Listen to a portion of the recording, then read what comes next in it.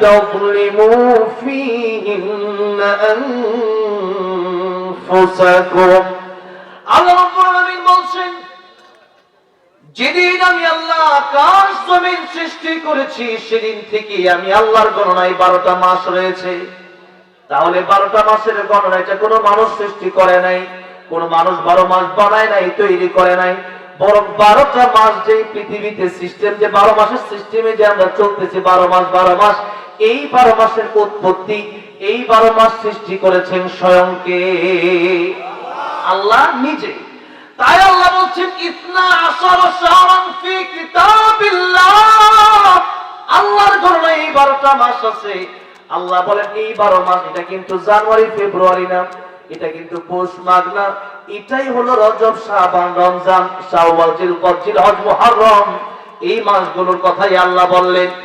এই মাসগুলো সরাসরি আল্লাহর পক্ষ থেকে আসে। ঈদের আগে রমজান যখন 29টা চলে যায়, মাগরিবের পরে চাঁদ দেখা শুরু করে মানুষ, আগামীকাল হয়তো আজকে চাঁদ উঠলে রোজা 29টা হবে, আর যদি চাঁদ না ওঠে তাহলে রোজা কয়টা হবে? 30টা হবে। চাঁদের সাথে সম্পৃক্ত। তার মানে আল্লাহ যদি চাঁদকে বলে চাঁদ উঠো, তাহলে তো চাঁদ উঠবে, আর আল্লাহ যদি বলে চাঁদ উঠবা না, এখন রোজা আরেকটা এই মাসে বেশি হবে, তখন চাঁদ আর উঠবে। তার মানে আল্লাহ যে বললেন 12 মাসের কথা বললে, এই 12 মাসের কথা মানে হচ্ছে আরবি মাস। এই রজব, শাবান, রমজান মাস, এই আরবি মাস আমাদের জানা থাকতে হবে, কারণ আরবি মাসের সাথে আমাদের ইবাদতের সম্পর্ক। যেমন রমজান মাসের রোজা, এটা যদি আপনি রজব মাসে রেখে দিলাম হবে। রমজান মাসের রোজা কেউ যদি ওই সময় একটা রোজা না রেখে বলে বাকি 11 মাস রোজা রাখবো, একটা রোজা যদি ওই রমজানের ভিতরে যদি আপনি না রাখেন, বাকি 11 মাস রোজা রাখলেও ওই রমজান মাসে একটা রোজা রাখার সমপরিমাণ সওয়াব হবে না। এই জন্য মাসের বড় গুরুত্ব। মাস অনুযায়ী অনেক ইবাদত আছে। যেরকম আমি হজে যাওয়ার নিয়ত করেছি, এখন যদি রজবে আমি হজে চলে যাই, হজ হবে না, উমরা হবে। উমরা হবে, হজ কিন্তু হবে, হজ কিন্তু হবে না। কিন্তু হজে যেতে টাকা লাগে 5 লাখ, 6 লাখ, 10 লাখ, আর উমরা করতে টাকা লাগে 1 লাখ, 1.5 লাখ টাকা। কিন্তু এত সহজে কিন্তু উমরা করা যায় না। হজের সময় সিরিয়াল পাওয়াটাই বড় কঠিন হয়ে যায়। তাহলে নির্দিষ্ট সময়ের আল্লাহ পাক বড় গুরুত্ব দিলেন। শুধু মাস নয়, শুধু সপ্তাহ নয়, শুধু বছর নয়, প্রত্যেকটা শুধু দিন নয়, প্রত্যেকটা মিনিটের গুরুত্ব, প্রত্যেকটা সেকেন্ডের গুরুত্ব আল্লাহ দিয়েছেন। এমনকি নামাজের ব্যাপারে আল্লাহ বলেছেন তোমরা নির্দিষ্ট সময়ে নামাজ পড়ো। আল্লাহ বলছেন ইন্নাস সালাতা কানাত আলাল মুমিনিনা কিতাবাম মাওকুতা। আল্লাহ বলছেন নামাজ যখন তোমরা পড়বা, তোমরা নির্দিষ্ট সময়ে নামাজ পড়বা। ফজরেরটা জোহরের সময় পড়লে হবে? অনেকেই চিন্তা করে যে ফজরের সময় নামাজ পড়া এত কষ্ট, এই 2 রাকাত সুন্নাত, 2 রাকাত ফরজ না পড়ে জোহরের সময় 20 রাকাত বেশি হইতে তাও ভালো ছিল। কারণ ফজরের সময় নামাজ যারা পড়ে এরা হলো আসল মুসল্লি, ঠিক না ঠিক? ওই সময় এমন ঘুমে ধরে, এমন শীত লাগে, নামাজে যেতে মনে চায় না, নিজের সাথে জিহাদ করতে হয়, নিজের নফসের সাথে জিহাদ করতে হয়। ওই সময় নামাজ পড়া বড় কঠিন। এই জন্য ফজরের নামাজ যদি আপনি ঠিকভাবে পড়তে পারেন, তাহলে বোঝা যাবে যে আপনি একজন খাঁটি মুসলমান। আমার ভাইয়েরা, বাবাজিরা, এই সময়ের গুরুত্ব দিতে গিয়া আল্লাহ রাব্বুল আলামিন কোরআন শরীফে একটা সূরা নাযিল করে দিলেন, যেই সূরার নাম হলো সময়। কি সময়? সূরাতুল আসর। কোন সূরা? সূরাতুল আসর। আল্লাহ বলছেন ওয়াল আসর, সময়ের কসম, মহাকালের শপথ। আল্লাহ বলছেন ইতিহাসের কসম। আল্লাহ রাব্বুল আলামিন এই জায়গায় সময়ের কথা উল্লেখ করলেন। তার মানে সময়ের বড় গুরুত্ব। সময় যে সময় চলে যায়, এই সময় আর ফিরে আসবে না। এই দিন নয়, আরো দিন আছে। এই দিন নিয়ে যাবে পরকালের কাছে। এই জন্য নবী বলেছিলেন কাইসু মান তানা নাফসুহু আমিলা লিমা বাদাল মাউত। ও আমার উম্মতেরা, প্রকৃত জ্ঞানী ওই ব্যক্তিরা, যেই ব্যক্তিরা নিজের চিন্তা করে বেশি, আর পরকালের জন্য আমল বানায় নেয়, পরকালের জন্য সামনা তৈরি করে নেয়। আমার ভাইয়েরা, বাবাজিরা, এই জন্য পরকালের চিন্তা আমাদের করা লাগবে। এই সময়ের ব্যাপারে আল্লাহর নবী বলেছেন দুনিয়া মাজরাতুল আখিরাত। এই দুনিয়া তোমাদের কর্মক্ষেত্র, কাজের জায়গা। ধান খেতে যখন মানুষ ধান লাগায়, তখন এই ধান যখন লাগায় 3 মাস কষ্ট করে, বাকি 9 মাস ঘরে বসে বসে খায়। নবী বলেন উম্মতেরা রে, আর দুনিয়া মাজরাতুল আখিরা, এই দুনিয়া তোমার কর্মক্ষেত্র, কাজের জায়গা, চাকরির জায়গা, ডিউটির জায়গা।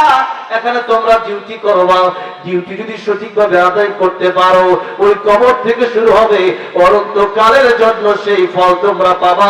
জিন্দেগিতে তোমাদের কোনো কষ্ট করা লাগবে না, অনন্তকালের জান্নাত আল্লাহ রাব্বুল আলামিন তোমাদেরকে দিয়ে দিবে। সুতরাং নবী বলছেন দুনিয়াতে তোমাদের কাজের জায়গা, কাজ করো, কাজ করো, পরকালের জন্য কাজ করো, পরকালের জন্য বাতিও জোগাও, পরকালের জন্য সামান জোগাও। আল্লাহ রাব্বুল আলামিন বলছেন ওয়ালা আসর, সময়ের কসম, সময়ের কসম আল্লাহ পাককে বোঝালেন সময় বড় মূল্যবান, সময় হেলায় খেলায় নষ্ট করা যাবে না। ইবনে কাইয়িম রাহিমাহুল্লাহ বলছেন যে সময় তোমার চলে গেল ওইটা হলো স্বপ্নের মতো, আর যে সময় তোমার সামনে আসতেছে ওই সময়টা তোমার আকাঙ্ক্ষা। নবী বলেন বনি আদম যারা রয়েছে, বনি আদম এদের জীবনে শুধু আকাঙ্ক্ষা, আকাঙ্ক্ষা, এত আকাঙ্ক্ষা, তাদের একটা হইলে আরেকটা লাগে, 50,000 হইলে 1 লাখ লাগে, 1 লাখ হইলে 10 লাখ লাগে, 10 লাখ হইলে 1 কোটি লাগে, একটা টিনের বাড়ি হইলে এরপরে তার একটা বিল্ডিং বাড়ি লাগে, একতলা বিল্ডিং বাড়ি হইলে 5 তলা লাগে, 5 তলা এই দেশে হলে এরপরে ঢাকা একটা লাগে, গুলশানে, গুলশানে একটা হইলে এরপরে একটা লাগে মালয়েশিয়া, আমেরিকাতেও লাগে। ঠিক না? ঠিক। অনেক এমপি মন্ত্রীরা জনগণের টাকা খেয়ে গত 16 বছর বাহিরে বাড়ি বানাইছে, কে বানাইছে না? চিন্তা করে নাই পরকালে, চিন্তা করেছে শুধু ইহকালের। এই কয়েকদিনের চিন্তা করে আমেরিকাতে বাড়ি বানাইছে, কানাডায় বাড়ি বানাইছে, লন্ডন বাড়ি বানাইছে। আমার ভাইয়েরা, আমার বাবা জিরা নবী বলছেন বনি আদম আকাঙ্ক্ষা কবে শেষ হবে শোনো। বনি আদমকে যদি একটা মাঠ ভরে সোনা দেওয়া হয়, সেই চিন্তা করবে একটা মাঠ ভর্তি আমার সোনা আছে, আল্লাহ গো আরেকটা মাঠ যদি আমার সোনা হয়ে যেত তাহলে আমার বড় ভালো লাগতো। এই চিন্তা তারা করে, এরকম করে 2টা মাঠ যদি তাদেরকে সোনায় ভর্তি করে দেওয়া হয়, 2টা মাঠ সোনা পাবে, 3তৃতীয় মাঠ সোনার জন্য তারা পাগল করা হয়ে যাবে। একটা দুনিয়া তাদেরকে যদি দিয়ে দেওয়া হয়, আরেকটা দুনিয়ার জন্য পাগল হয়ে যাবে। দেখেন না, একটা দেশের প্রেসিডেন্ট, আমেরিকার প্রেসিডেন্ট, আমেরিকা শুধু তারা হয় না, আমাদের বাংলাদেশের ভিতরে আমেরিকার ক্ষমতা চালাতে চায়। ঠিক না ঠিক? কিন্তু আমরা বলে দিতে চাই ও আমেরিকার প্রেসিডেন্ট, আমাদের বাংলাদেশে তোমরা যতই ক্ষমতা চালাতে চাও না কেন, আল্লাহকে ভয় করো। আল্লাহকে যদি ভয় না করো, ইমানদারের বদদোয়া এমন বদদোয়া, আল্লাহ প্রদত্ত আগুন লাগবে, নিবানোর ক্ষমতা তোমাদের হবে না। এই জন্য তোমাদের বুলেট থাকতে পারে, কামান থাকতে পারে, রকেট থাকতে পারে, তোমাদের অস্ত্র থাকতে পারে, কিন্তু দুনিয়ার এই অস্ত্রের দাম নাই। আমাদের একটা অস্ত্র আছে, সেই অস্ত্রের নাম হলো ঈমানের অস্ত্র। আমাদের একটা অস্ত্র আছে, সেই অস্ত্রের নাম হলো আমাদের আল্লাহু আকবারের স্লোগান। সুতরাং আমাদের ঈমানের পাওয়ার যার আছে, সেই ব্যক্তি কামানকে ভয় পায় না, সেই ব্যক্তি বুলেটকে ভয় পায় না, সেই ব্যক্তি বুলেটের সামনে আবু সাইদ মুগ্ধর মতো জীবন দিয়া দিতে পারে। কথা বলেন ঠিক না বেঠিক? এই জন্য মুসলমান আমাদের কোনো ভয় নেই, কারণ আমরা জানি দিন নয়, আরো দিন আছে, এই দিন নিয়ে যাবে সেই দিনের কাছে। সুতরাং এই জীবন শেষ হবে না, বরং এই জীবনটা ক্ষণস্থায়ী জীবন। এই দুনিয়া থেকে আমরা যখন চলে যাব, চলে যাওয়ার সাথে সাথে ইমানদার যদি হয়ে যায়, নবীর আল মাউত তুহফাতুল মুমিন, মুমিনের জন্য মওতটা হচ্ছে হাদিয়া। কিসের ভয়? ভয় কোনো নয় আমাদের, কারণ আমরা ভয় করি একজনকে, তিনি হলেন আমার আল্লাহ। আল্লাহ ছাড়া কাউকে ভয় করি না, কারণ আমরা বিশ্বাস করি ওই কবরে যাওয়ার পরে আরেকটা জগৎ শুরু হয়ে যাবে। নবী বলেছিলেন কবর রাউযাতুম মিন রিয়াদিল জান্নাহ আও হুফরাতুম মিন হুফারিন নার। ও দুনিয়ার মানুষেরা, কবরটা কারোর জন্য জান্নাতের বাগান হয়ে যাবে, আর কারোর জন্য জাহান্নামের গর্ত হয়ে যাবে। সুতরাং আল্লাহকে কেবলমাত্র ভয় করে যদি মরতে পারি, দুনিয়ার তাগুতকে যদি বর্জন করতে পারি, তাহলে ওই কবরটা জান্নাতের বিছানা হয়ে যাবে, জান্নাতের মেহমান হয়ে যাব। সুতরাং আমাদের কোনো টেনশন নাই, বরং যারা এই চিন্তা করে যে কবরে যাওয়ার পরে আর কিছু মনে হয় নাই, ওই মৃত্যুর পরে মনে হয় শেষ হয়ে যাব, অথবা খারাপ কাজ তো করছি, জাহান্নামী তো হয়ে গেছি, আর একটু জাহান্নামী হয়েই যায়, এরকম চিন্তা যাদের, এরাই কেবলমাত্র দুনিয়ার জন্য পাগল, এরাই কেবলমাত্র আল্লাহ বিমুখ হয়ে যায়, এরাই কেবলমাত্র চিন্তা করে এই দুনিয়াতে কিভাবে খাও দাও ফুর্তি করো, দুনিয়াটা মস্ত বড়। এই জন্য মুমিনের চিন্তা হতে পারে না, বরং মুমিনের চিন্তা প্রথম হবে আখিরাত। আখিরাত যদি আপনি চান, আপনি যদি আল্লাহরে চান, আল্লাহুল মাওলা ফারাহুল কুল, আমার আল্লাহর প্রেমে পাগল হন, তামাম দুনিয়া আল্লাহ রাব্বুল আমিন আপনার পায়ে ঢেলে দিবে। জোরে বলা যাবে না আল্লাহু আকবার? এই জন্য কার প্রেমে পাগল হতে হবে? কার প্রেমে? আল্লাহর প্রেমে পাগল হতে হবে। আল্লাহর প্রেমে পাগল হয়ে যান, আল্লাহর ইবাদত করেন, আল্লাহ কেমনে দুনিয়া ফ্রি দিয়ে দিবে কল্পনাও করতে পারবেন না। এই জন্য মুসলমান ভাইরা আমার, বাবাজিরা, বলছিলাম সময়ের কথা। এই সময়টা আল্লাহ রাব্বুল আমিন আমাকে দিয়ে দিলেন, এই সময়কে আমার মূল্য দিতে হবে। নবীজি বলেছেন, ইগতানিম খামসান ক্বাবলা খামসিন, شبابك قبل هرمك، وصحتك قبل سقمك، وغناك قبل فقرك، وفراغك قبل شغلك، وحياتك قبل موتك। আমার উম্মতেরা, পাঁচটা সময় আসার আগে তোমরা পাঁচটা সময়কে মূল্য দাও। যদি আওয়াজ দিয়ে বলেন কয়টা সময় আসার আগে কয়টা সময়কে মূল্য দিতে হবে? পাঁচটা সময়কে মূল্য দিতে হবে। নবী কি বললেন একটু ভালো করে শুনেন। একটা মাত্র হাদিস শরীফ যদি আপনার জীবনে আপনি বাস্তবায়ন করতে পারেন, একটা মাত্র হাদিস শরীফ মানার কারণে আপনার জান্নাত আপনার নসিব হয়ে যাবে। এই জন্য বাবাজিরা, জাইনার কতক্ষণ আপনি থাকবেন? একটু পরে আস্তে আস্তে ওঠা শুরু হতে পারে। কিন্তু কথা হচ্ছে, একজন মানুষ যদি একটা হাদিস শরীফের কারণে হেদায়েত হয়ে যায়, এটাই আমার জন্য নাজাতের ওসিলা হতে পারে। আমার ভাইরা, বাবাজিরা, নবী বললেন ইগতানিম খামসান ক্বাবলা খামসিন, পাঁচ সময় আসার আগে তোমরা পাঁচ সময়কে মূল্য দাও। এক নম্বর নবী বললেন শাবাবাকা ক্বাবলা হারামিক, এক নম্বর যুবক থাকা অবস্থায় বৃদ্ধ হওয়ার আগে এই সময়কে মূল্য দাও। কারণ যৌবন কাল চিরদিন থাকে, আর যৌবন কালে মানুষ মারা যায় কি যায় না? কার মরণ কোন দিন আসে, কার মরণ কোথায় হয়, কার মরণ বাড়িতে হয়, কার মরণ গাড়িতে হয়, এটাকে আমরা জানি, জানি। তাই কই বলছেন, আমার মরণ আসিবে কখন কেউ তো জানে না, আমার মরণ আসিবে কখন কেউ তো জানে না। আমি মরে গেলে আমায় তো মরত আসলে অনুমতি লাগে না। দুনিয়ার মানুষের কাছে মালাকুল মউত অটোমেটিকলি আসতে পারে, কিন্তু ফাতেমা আমি রাহমাতুল লিল আলামিন, আল্লাহ রাব্বুল আলামিন আল্লাহ নিজের ব্যাপারে বলেছেন আলহামদুলিল্লাহি রাব্বিল আলামিন। আল্লাহ যত আলম আছে আল্লাহর সৃষ্টি জগতে, সমস্ত আলমের জন্য আল্লাহ হচ্ছেন রব। আর আমার নবীর ব্যাপারে আল্লাহ রাব্বুল আলামিন কোরআন শরীফে ঘোষণা করে দিলেন, ওয়ামা আরসালনাকা ইল্লা রাহমাতাল লিল আলামিন। রাহমাতুল লিল আলামিন নবী কোরআনে প্রমাণ, আশিক বিনে কে বুঝিবে আমার দয়ার নবীর শান। খারাপ লাগতেছে? একটু মাঝে মাঝে বলা যাবে না আমার সাথে? তাহলে আমার সহজ হবে আর কি, বলেন না? রাহমাতুল লিল আলামিন নবী, রাহমাতুল লিল কোরআনে প্রমাণ, আশিক বিনে কে বুঝিবে আমার দয়ার নবীর শান, উম্মত বিনে কে বুঝিবে আমার দয়ার নবীর শান। নবী আমার মদিনারে বলবো,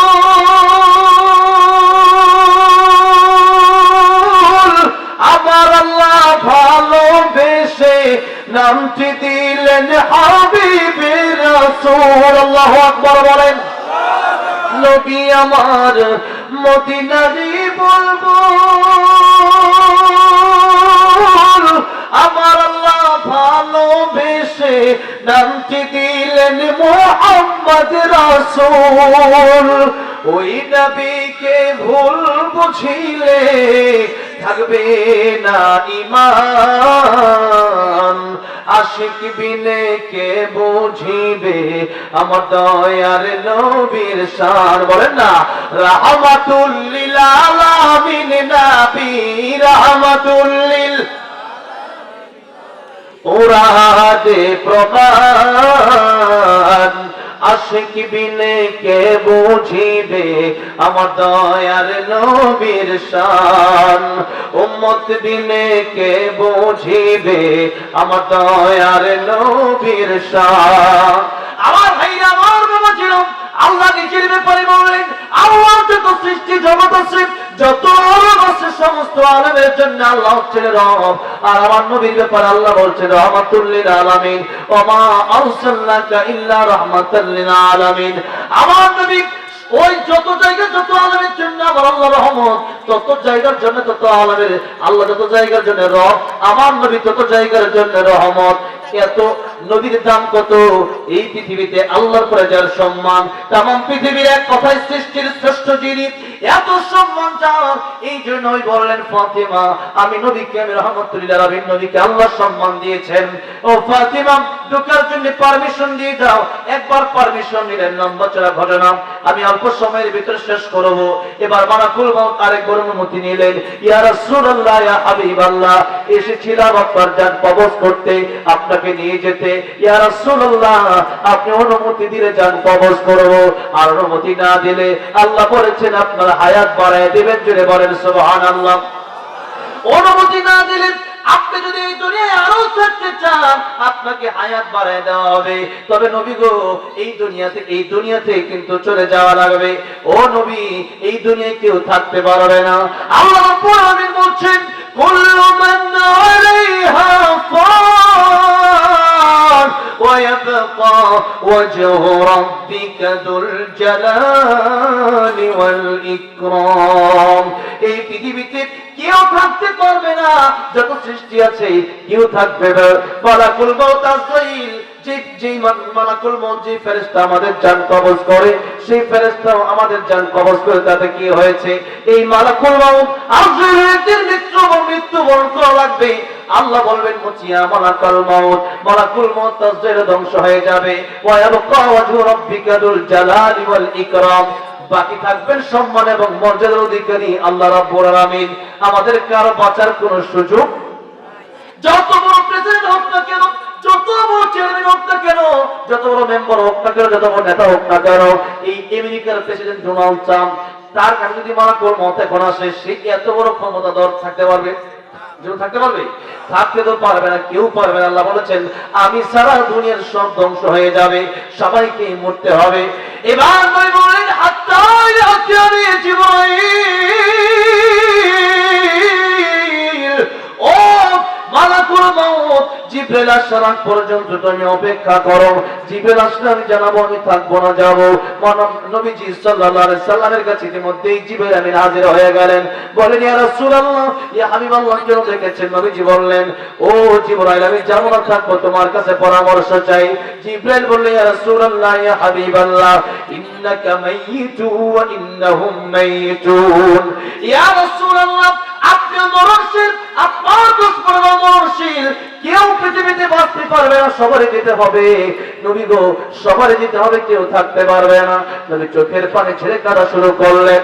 নবীকে জিজ্ঞেস করা হলো, ইয়া রাসূলুল্লাহ, কার জন্য কাঁদেন? ফাতিমার জন্য, না আয়েশার জন্য, না হাসান হুসাইনের জন্য? নবীকে বলেছেন, আমি ফাতিমার জন্য কান্দি না, আমি আয়েশার জন্য কান্দি না, আমি হাসান হুসাইনের জন্য কান্দি না, আমি কান্দি আমার গুনাহগার উম্মতের জন্য। জোরে জোরে বলা যাবে না আল্লাহু আকবার। নবীজি বলতেছেন, এই মরণের সময় আমার নবী নিজের মেয়ের কথা চিন্তা করলেন না, আমার নবী নিজের স্ত্রীর কথা চিন্তা করলেন না, নিজের নাতিদের কথা চিন্তা করলেন না, বরং চিন্তা করলেন আমার উম্মতের কি অবস্থা হবে। এই উম্মতের কথা নবী বলেন নাই, মেরাজের সময় বলেন নাই। নবীজি নিজের জীবনে শুধু চিন্তা করছেন আমার উম্মতের কি হবে। কিয়ামতের ময়দানে আমার নবী তার খাঁটি উম্মত ছাড়া জান্নাতে যাবে না। যেই নবী মৃত্যুর সময় উম্মতকে বলে না, বলেন তো ওই নবীর আদর্শ আমাদের মানা দরকার আছে না নাই? ওই নবী, যেই নবী আমাদের কথা কিয়ামতের ময়দানেও সমস্ত নবীরা বলবেন নফসি নফসি, আমার নবী বলবেন উম্মতি উম্মতি। সেই নবীর আদর্শ আজকে মুসলমানের নাই। আজকে মুসলমান খেলোয়াড়কে বন্ধু বানাইছে, আজকে মুসলমান নায়ক নায়িকাকে তার আদর্শ মডেল বানিয়েছে, আজকে মুসলমান গায়ক গায়িকাকে তার আদর্শ মডেল বানিয়েছে। কিন্তু আল্লাহ বললেন, লাকাদ কানা লাকুম ফি রাসূলিল্লাহি উসওয়াতুন হাসানাহ, তোমাদের আইডল, তোমাদের মডেল, তোমাদের আদর্শ বিশ্ব নবী রাহমাতুল লিল আলামিন, যার চরিত্রের সার্টিফিকেট স্বয়ং আল্লাহ রাব্বুল আলামিন দিয়েছেন। তিনি বলেছেন, ওয়া ইন্নাকা লাআলা খুলুকিন আযীম। আমার ভাইরা, আল্লাহ বলছেন আমার নবীর চরিত্র মহৎ চরিত্র, এর চাইতে উত্তম চরিত্র কারো হতে পারে না। জীবনে একটা মিথ্যা কথা বলে নাই, জীবনে সুদ খায় নাই, জীবনে ঘুষ খায় নাই, মানুষকে কষ্ট দেয় নাই, কারোর সাথে কটু কথা বলে নাই, জীবনে মানুষের হক মেরে খায় নাই, কোনো বাচ্চাকেও কষ্ট দেয় নাই, মুরব্বীকেও কষ্ট দেয় নাই, সমবয়সী মানুষকেও কষ্ট দেয় নাই। এমন একজন রাহমাতুল লিল আলামিন, ওই ছাড়া আর কে আমাদের আদর্শ হবে? সেই রাহমাতুল লিল আলামিন নবী ইন্তেকালের সময় উম্মতের কথা চিন্তা করলো। আর এই উম্মত যদি নবীর কথা চিন্তা না করে, এই উম্মত নিজের মতো বানায় বানায় যা মনে চাই সেই রকম ভাবে ইসলাম কায়েম করতে চাই, যা মনে চাই। কোরআন শরীফ যদি আমার পক্ষে আসে মানি, আর কোরআন শরীফ যদি যখনই রাজনীতির কথাই যায় তখনই বলো যে রাজনীতি বাদ দিলে কেন রাজনীতি বাদ দেব? কোরআন শরীফে এমন কিছু নাই যেটা কোরআনে নাই। কোরআন শরীফ যদি মানতে হয় পরিপূর্ণ মানতে হবে। আল্লাহ বলছেন ইয়া আইয়ুহাল্লাযীনা আমানু দুখুলু ফিস-সিলমি কাফা, ও ঈমানদাররা তোমরা উদখুলু প্রবেশ করো ফিস-সিলমি, ইসলামের ভিতরে কাফায় তামা পরিপূর্ণ প্রবেশ করো। কিন্তু আজকে দেখা যায় মুসলমান মিষ্টি খাওয়ার সময় আছে, কিন্তু জিহাদের ময়দানের কথা বললে অনেকের গা শিরায় ওঠে, অনেকেই বলে জঙ্গিবাদী হুজুর হয়ে গেছে। বল না, সত্যের পক্ষে গান গাই বলে আমি বিপ্লবী, সত্যের পথে ডাকি বলে আমি বিদ্রোহী, কোরআনের কথা বলি তাই বলে আমাকে মৌলবাদী, জিহাদের কথা বলি তাই বলে আমাকে জঙ্গিবাদী। আমি বিদ্রোহী, বিপ্লবী, মৌলবাদী, কেন জঙ্গিবাদী? জন্মের পরে কানে আজরে কি দেয়নি, তুমি মৌলবাদী ছাড়া হওনি, ঠিক না ঠিক? আর এই কথাটা অনেকেই মনে করে কাফেরদের জন্য, না, কাফেরদের জন্য। কিছু নামধারী মুসলিম আছে যারা দাবি করেন মুসলমান, কিন্তু যখনই রাজনীতির কথা বলা হয় যে রাজনীতি যখন আপনি করবেন, আপনি কোন রাজনীতি করেন, যখনই বলা হয় আল্লাহর ইসলামের জন্য আল্লাহর কোরআন দিয়া একটু দেশ চালান, একটু যুদ্ধে যান, জিহাদের ময়দানে অগ্রসর হন, ওই যে ফিলিস্তিনে আমার মা বোনদেরকে, নিরীহ বাচ্চাদেরকে কত কষ্ট দেওয়া হচ্ছে, জীবন নিঃশ্বাস করে দেওয়া হচ্ছে, সেই মানুষদের পাশে একটু দাঁড়ান, তখনই তারা বলে যে তুমি জঙ্গিবাদী, তাদেরকে বলা হচ্ছে জন্মের পরে কানে আজানে কি দেয়নি, তুমি মৌলবাদী ছাড়া হওনি। আবার মরণের পরে জানাজা পড়াবে, মরণের পরে জানাজা পড়াবে, তখন কোথায় পালিয়ে যাবে, ঠিক না ঠিক? তখন কোথায় পালিয়ে যাবে? বিদ্রোহী, বিপ্লবী, মৌলবাদী, কেন জঙ্গিবাদী? আমার ভাইরা, আমার মুরব্বী মজিলার জন্য ভালো করে বুঝতে হবে, যদি আপনি ইসলাম মানেন, মনে চাইলে ইসলাম ততটুকু মানলেন, আর মনে চাইলো না, সত্যি আপনি ইন্টারেস্ট বলে খাইলেন, যেটা সুদ না, ইন্টারেস্ট, তাহলে আপনি ইসলামের ভিতরে পরিপূর্ণ নাই। আপনার সুবিধা হইলে নামাজ পড়েন, আর আপনার সুবিধা না হইলে আপনি নামাজ পড়েন না। যে ফজর তো পড়ছি না, জোহর আসর তো সবই পড়ি না। আল্লাহ বলেছেন তোমরা ইসলামের ভিতরে পরিপূর্ণ প্রবেশ করো। আমার ভাইরা, আমার মুরব্বী ওয়াজের এই জন্য সুন্নত যদি মানতে হয়, অর্ধেক সুন্নত মেনে নবীর কাছে গেলে কি সুপারিশ পাওয়া যাবে? নাকি নবীর জীবন আদর্শ পুরোটাই মানতে হবে? পুরোটাই মানতে হবে। আমার ভাইরা, বাবাজিরা, বলতেছিলাম আমার নবীজি মরণের সময় উম্মতের কথা চিন্তা করলেন, অনেক লম্বা ঘটনা, এতদূর আমি আজকে আর যেতে চাচ্ছি না, যেহেতু সামনে আর কয়েকটা বিষয় আমার বাকি আছে। আমার ভাইরা, আমার বাবাজিরা, এবার নবী একবারে জিবরাইল ইসলামের সাথে কথা শেষ করে বললেন মালাকুল মাউত, এবার আমার জান কবজ করতে পারো। জিবরাইলের সাথে কথা শেষ করার